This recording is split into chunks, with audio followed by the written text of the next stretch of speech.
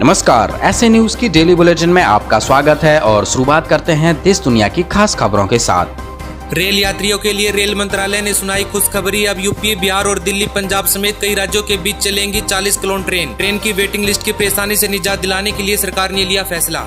Supreme court ने Sudarshan TV channel के मुसलमानों के सिविल सेवा में चुने जाने को लेकर दिखाए जा रहे कार्यक्रमों पर सख्त ऐतराज जताते हुए बचे हुए एपिसोड्स दिखाने पर लगाई रोक।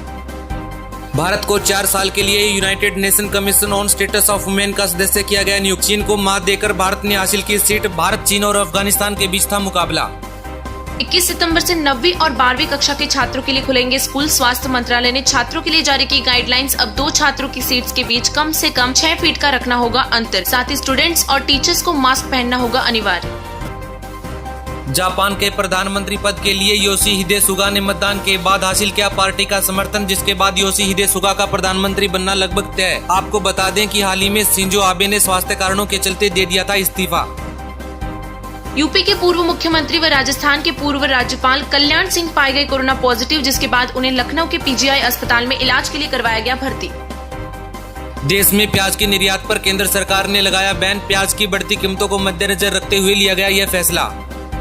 लॉकडाउन के 6 महीनों में फिल्म इंडस्ट्री के डूबे 9,000 करोड़ रुपए, साथ ही संकट में आई लाखों लोगों की नौकरियां। मल्टीप्लेक्स एसोसिएशन ऑफ इंडिया ने ट्वीट कर कहा कि अनलॉक इंडिया के तहत अब थिएटर्स को भी दोबारा खोलने की मंजूरी भी देनी चाहिए, क्योंकि इससे सीधे तौर पर 2 लाख लोगों के परिवार चलते हैं। लोकसभा में वेतन कटौती बिल हुआ पास। अब 1 साल तक सांसदों की सैलरी 30% तक काटी जाएगी। इंडोनेशिया के ईस्ट जावा नाम के टापू पर सरकार ने कोविड-19 के नियमों में बरती सख्ती। अब यहां पर मास्क न पहनने वाले लोगों को खोदनी होगी कोरोना से मरने वालों मरीजों की कब्र। हाल ही में 8 लोगों को सुनाई गई है ऐसी सजा। एनआईए ने विशाखापट्टनम जासूसी मामले में एक आईएसआई के एजेंट को किया गिरफ्तार। यह एजेंट भारतीय सैन्य गतिविधियों की जानकारी भेजता था पाकिस्तान। अरुणाचल प्रदेश के सीएम पेमा खांडू पाए गए कोरोना पॉजिटिव। स्वास्थ्य मंत्रालय ने कहा 14 राज्यों और केंद्र शासित प्रदेशों में एक्टिव केसेस की संख्या 5,000 से भी कम। तो वहीं देश में कुल संक्रमितों की संख्या हुई 50 लाख के पार।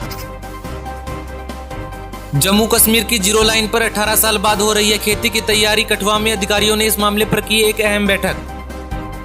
विवेक ओबेरॉय के साले आदित्य अल्वा के बंगले पर सेंट्रल क्राइम ब्रांच ने नशीले पदार्थों के खिलाफ कार्रवाई करने के लिए की छापेमारी। यहां पर 4 एकड़ के क्षेत्र में चलती थी रेव पार्टी। मामले में अब तक 9 आरोपितों को किया जा चुका है गिरफ्तार।